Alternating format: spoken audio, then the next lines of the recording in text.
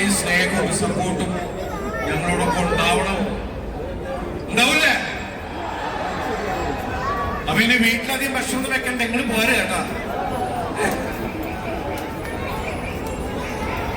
ഞാൻ സംസാരിക്കാം. മനോജിക്ക് കുറച്ച് കാര്യങ്ങൾ പറയാനുണ്ട്. നമസ്കാരം.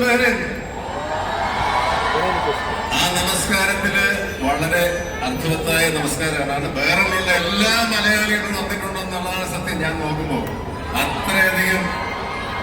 അത്രയധികം സ്വീകാര്യതയാണ് നമ്മളുടെ ഈ പുതിയ ഔട്ട്ലെറ്റിന് ഉണ്ടായിട്ടുള്ളത്.